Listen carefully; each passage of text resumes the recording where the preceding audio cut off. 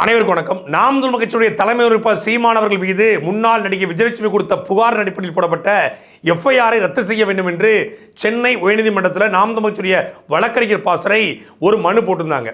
அந்த மனுவை விசாரித்த நீதியரசர் அதிரடியான தீர்ப்பை கொடுத்திருக்காரு. சீமான் குறித்து கடுமையான கேள்விகளை கேட்டிருக்காரு அப்படின்னு சொல்லி ஊடகங்களை செய்தி வெளியிட்டிருக்காங்க. உண்மையிலே இன்றைக்கி என்ன நடந்துச்சு, இந்த வழக்கினுடைய பின்னணி என்ன, நீதியரசர் என்ன சொன்னார், அடுத்த கட்டமாக இது என்னவாக ஆக போகிறது அப்படிங்கிறதான் இந்த காணொளியில தெளிவாக பார்க்க போகிறோம். நீதி வழங்கும் போது அண்ணன் தம்பி சொந்தம் பந்தம் பணக்கார ஏழை எதையுமே பார்க்க கூடாதுடா, நாயத்தை மட்டும் தான் சொல்லணும். அன்னை பர்னிச்சர்ஸ், அன்னை திருமண சீர்வரிசை பொருட்கள், டிவி, ஃபிரிட்ஜ், வாஷிங் மெஷின் உள்ளிட்ட 200க்கும் மேற்பட்ட பொருட்கள் அடங்கிய திருமண சீர்வரிசை ரூபாய் 99,000 மட்டுமே. தமிழகம் முழுவதும் இலவச டோர் டெலிவரி. தொடர்புக்கு 7550014440 9345044044. விஜயலட்சுமி கொடுத்த புகாரில் சீமான் மீது நடவடிக்கையா?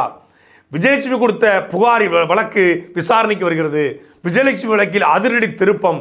விஜயலட்சுமி வழக்கில் சீமான் கைதாவாரான்னு சொல்லி கடந்த ஒரு வார காலமாக விஜயலட்சுமி வழக்கு சொல்லி இந்த ஊடகங்களும் சமூக வலைதளங்களையும் பேசிக்கிட்டு இருந்தாங்க. இது விஜயலட்சுமி கொடுத்த வழக்கில் விசாரணை கிடையாது. விஜயலட்சுமி கொடுத்த வழக்கை ரத்து பண்ண சொல்லி நாம் தமிழர் கட்சியுடைய வழக்கறிஞர் பாசறை போட்ட ரத்து மனுவில் தான் இந்த விசாரணை இன்றைக்கு நடைபெற்றிருக்கிறது. அதாவது கடந்த 2011ஆம் ஆண்டு நடிகை விஜயலட்சுமி வந்து நாம் தமிழர் தலைவர் சீமானவர்கள் மீது ஒரு புகார் கொடுக்குறாங்க. என்னை திருமணம் செய்து கொள்வதாக சொல்லி இவர் ஏமாத்திட்டாருன்னு சொல்லி. அதுக்கு பிறகு அவங்க அந்த புகாரை திரும்பி வாங்கிட்டு போயிடுறாங்க. திரும்பி 2023 இன்னொரு புகார் கொடுக்குறாங்க. அந்த புகாரையும் வாங்கிட்டு போயிடுறாங்க. இப்படி தொடர்ச்சியாக இவர் ஒரு வழக்கமாக வச்சுருக்காங்க. இதை வந்து பேசுபடு பொருளாக வச்சுருக்காங்க. அதனால் இவங்க கொடுத்த புகாரின் மீது போடப்பட்ட எஃப்ஐஆரை ரத்து பண்ணணும்னு சொல்லி நாம் தமிழ் வழக்கறிஞர் பாசறை சென்னை உயர்நீதிமன்றத்தை நாடியது. இது ஓராண்டுகளாக வழக்கு வந்து விசாரணை வந்து நேரில் வந்து விஜயலட்சுமி வந்து ஆஜராகன்னு சொன்னாங்க. நேரில் ஆஜராக அவங்க வரலை. இப்போ ஓராண்டு கழித்து இந்த வழக்கு விசாரணைக்கு வந்து அந்த விசாரணையில் தான் நீதியரசர் இளந்திரையன் இந்த வழக்கை உடனடியாக என்னால் ரத்து பண்ண முடியாது, அதாவது நீக்க முடியாது, இது முழுமையாக விசாரிக்க வேண்டியிருக்கு அப்படின்னு சொல்லியிருக்காங்க. ஆனால் நாம் தமிழருடைய தரப்பில் வழக்கறிஞர் ஜான் சத்யன் தன் தரப்பு வாதங்களை எடுத்து வச்சிருக்காரு.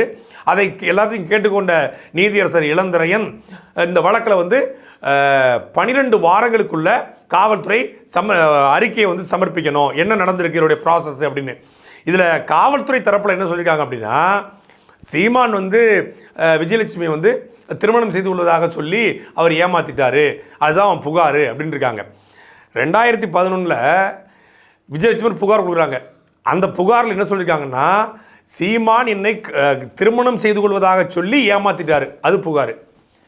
2023 இன்னொரு புகார் கொடுக்குறாங்க. அந்த புகார் என்னன்னா, சீமானுக்கு எனக்கும் திருமணம் முடிஞ்சிருச்சு. இப்போ முதல்ல கொடுத்த புகாரை விசாரிக்கிறதா, ரெண்டாவது கொடுத்த புகாரை விசாரிக்கிறதா? முதல்ல கொடுத்த புகாரில் சீமான் என்ன கல்யாணம் பண்ணிக்கிறதா சொல்லி ஏமாத்தினாருங்கிறத புகார். அதை 2012ஆம் ஆண்டு அவங்களே திரும்ப வாங்கிடுறாங்க. அதுக்கு வந்து சில பெரிய மனிதர்கள் வந்து சொன்னதுனால நான் திரும்ப வாங்கிட்டேன், அதுவும் சில பேருடைய தூண்டுதலின் பேரில் தான் இந்த புகாரே நான் கொடுத்தேன் அப்படின்னு அன்னைக்கு வந்து அவங்க வாக்குமூலமாக எழுதி கொடுத்துட்டு போயிருக்காங்க. திருப்பி 10 வருஷம் 12 வருஷம் கழித்து வராங்க. அந்த 12 வருஷம் கழித்து 2023 ஒரு புகார் கொடுக்குறாங்க. அந்த புகாரில் அவர் மதுரை மீனாட்சி அம்மன் கோயிலை வச்சு பெரியோருடைய ஆசீர்வாதத்தோடு கல்யாணம் நடைபெற்றுச்சு, மாலை மாற்றிக்கிட்டோம்ன்றாங்க. அதுக்கப்புறம் ஒரு மாதம் கழித்து கொடுத்த புகாரை ஒரே மாதத்தில் திருப்பி வாபஸ் வாங்குறாங்க. அப்பொழுது இந்த புகாரில் வந்து நான் வாபஸ் வாங்கிட்டு போகிறேன், என்னால் வந்து ஒன்றும் செய்ய முடியாது அப்படின்னு போயிடுறாங்க. இப்போ மீண்டும் அந்த புகாரை தான் வழக்கு போட்டு வளசரவாக்கம் காவல் நிலையத்துக்கு சீமான் அவர்களை வரவழைச்சாங்க. அதில் சீமான் தன் தரப்பு நியாயங்களை அவர் தரப்பு வாதங்களை எடுத்து வச்சார். அது அப்படி இருந்துச்சு. இப்போ மீண்டும் அந்த வழக்கை நடத்தக்கூடாதுன்னு சொல்லி நாம் தமிழர் கட்சி போட்ட அந்த தடை மனுவில் தான் நீக்க சொன்னதில் தான் இன்னைக்கு நீதியரசர் சொல்லியிருக்காரு. இந்த வழக்கை பொறுத்தவரை 100 விழுக்காடு இது பொய் வழக்கு அப்படின்னு எல்லாருக்குமே தெரியும். காவல்துறைக்கும் தெரியும், தமிழ்நாடு அரசுக்கும் தெரியும், திமுகவுக்கும் தெரியும், எல்லாருக்கும் தெரியும் 100 விழுக்காடு பொய் வழக்கு. ஏன்னா 2011 புகார் கொடுத்து அந்த புகாரை வாபஸ் வாங்கும் போதே அந்த வழக்கு செத்து போச்சு. திருப்பி 2023 வந்து புகார் கொடுத்து திருப்பி வாபஸ் வாங்கும்போது அந்த வழக்கு 2வது தடவை செத்து போச்சு. இதுக்கிடையில் கேட்டாங்களாம், இந்த மாதிரி சீமானுக்கு வந்து கல்யாணம் முடிஞ்சிச்சா அப்படின்னு.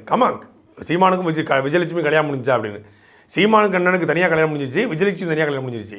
2 பேருக்கும் தனித்தனியாக முடிஞ்சிருச்சு. அவங்களுக்கு நிச்சயார்த்தம் வரைக்கும் போய் என்கேஜ்மெண்ட் ஆகி அவங்களுக்கு வந்து என்ன நடந்துச்சு அப்படிங்கிறது ஒட்டுமொத்தமான ஊடகங்களுக்கும் தெரியும்.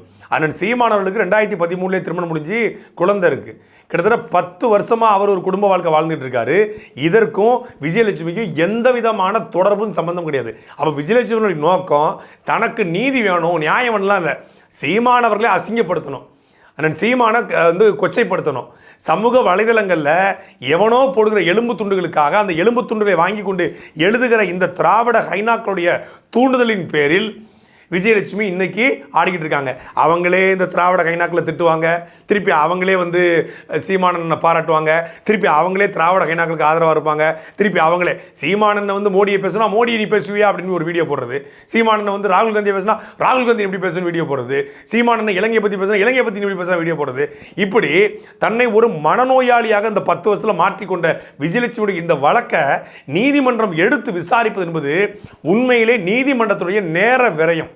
உண்மையிலே மாண்புமிகு நீதி அரசர்களுக்கு ஆகச்சிறந்த பணிகள் இருக்கிறது. இன்னைக்கு கள்ளச்சாராயத்தை தடுப்பதற்காக போராடிய 2 இளைஞர்கள் வெட்டி கொலை செய்யப்பட்டிருக்காங்க. இந்த வழக்கை எடுத்து நீதியரசர்கள் விசாரித்தா உண்மையிலே இந்த நாட்டுக்கும் நாட்டு மக்களுக்கும் செய்யக்கூடிய மிகப்பெரிய நன்மையாக இருக்கும். எப்படி வந்து அண்ணா யூனிவர்சிட்டி மேட்டரை தாமாக முன் வந்து ஜூமோட்டோவாக எடுத்து விசாரித்தாங்களோ, அண்ணா நகர் சிறுமி நடந்த அந்த பாலியல் வன்கொடுமையை எடுத்து விசாரித்து அதில் உண்மை குற்றவாளிகளை சிறைப்படுத்தினாங்களோ, எப்படி ஜகவரலியுடைய மேட்டரில் அந்த சமூக ஆர்வலர் கொலை செய்யப்பட்ட வழக்கில் அவருடைய உடலை தோண்டி எடுத்து மீண்டும் அதை எக்ஸ்ரே பண்ணணும், அது கொலையா இல்லை வந்து வெறும் விபத்து மட்டும்தானா அப்படிங்கிறத ஆய்வு பண்ணணும்னு சொல்லி நீதியரசர் தாமாக முன்னெடுக்கிறாங்களோ, எப்படி இந்த அமைச்சர்மாருடைய பொன்முடி, ஏவா வேலு, இந்த அனிதா ராதாகிருஷ்ணன், அப்புறம் KN நேரு, இவங்களுடைய வழக்குகள்லாம் இன்றைக்கி நிலுவையில் இருக்கிறது, அதெல்லாம் தாமாக முன் வந்து எடுத்து அந்த வழக்கையெல்லாம் விசாரிக்கிறாங்களோ, அப்படி எப்படியோ சமூக ஆர்வலர்கள் கொலை செய்யப்படுறாங்க.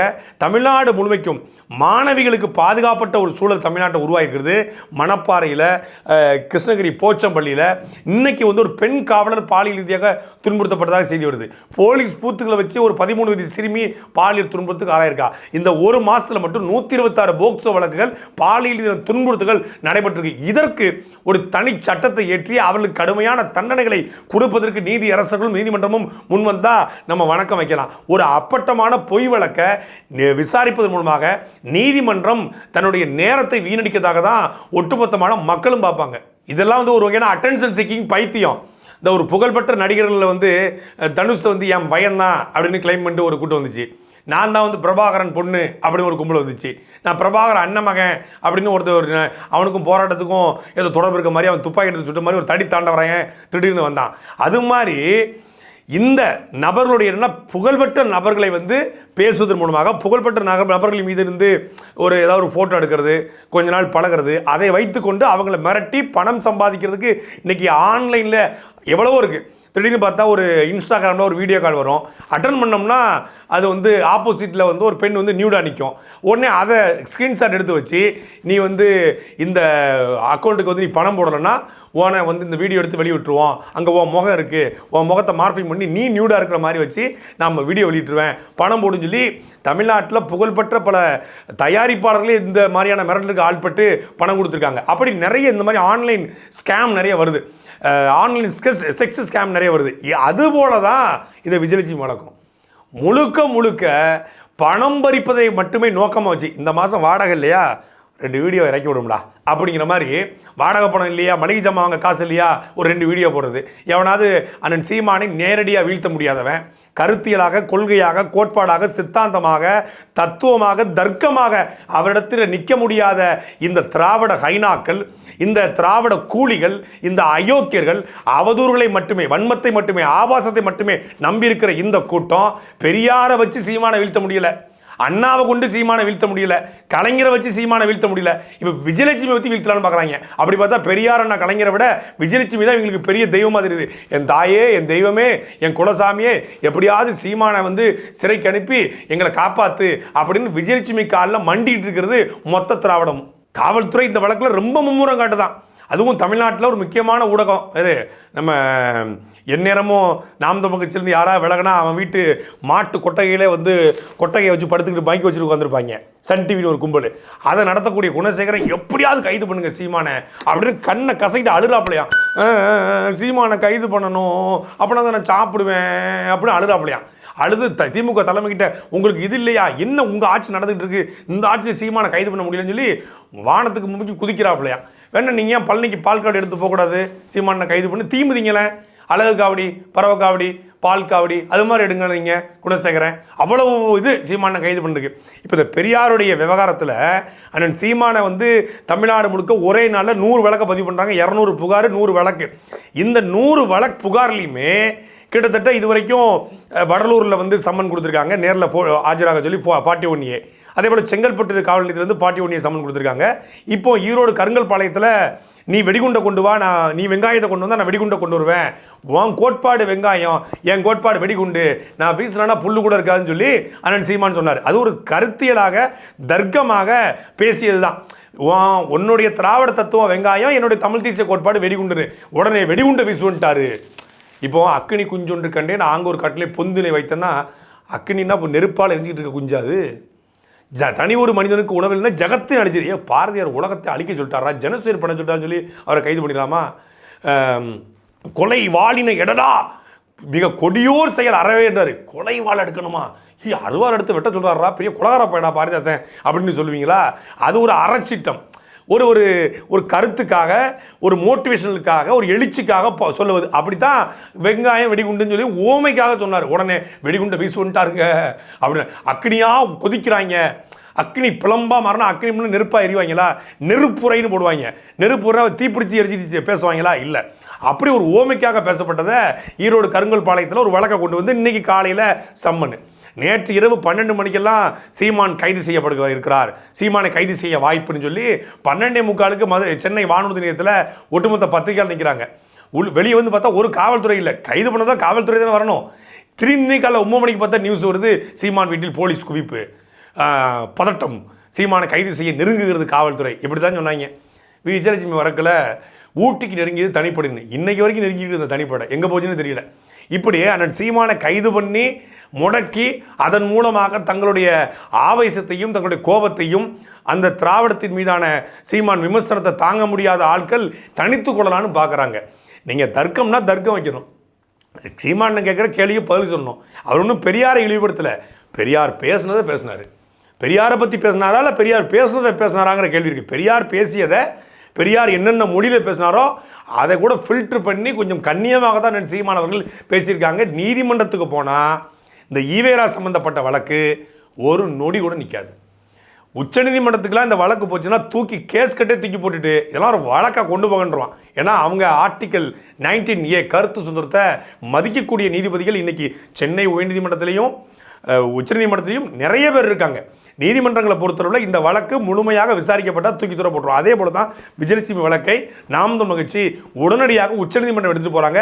உச்சநீதிமன்றத்தை பொறுத்தளவில் இது போன்ற வழக்குகளை, அதாவது அரசியல் காழ்ப்புணர்ச்சினால, பொலிட்டிக்கல் வெண்டேட்டினால ஒரு கட்சி தலைவரை நேரடியாக வீழ்த்த முடியாமல் 2 முறை வாபஸ் வாங்கப்பட்ட வழக்கை சுய நினைவோடு காவல் நிலையத்தில் வந்து வாபஸ் வாங்கி பேட்டி கொடுத்து, அந்த பேட்டி ஆவணமாக இருக்குது. விஜயலட்சுமி நான் வந்து வாபஸ் வாங்குறேன், முழு மனநிறைவோடு வாபஸ் வாங்குறேன்னு சொன்ன பேட்டியும் இருக்குது. வெறும் மிரட்டி எழுதி வாங்கலை.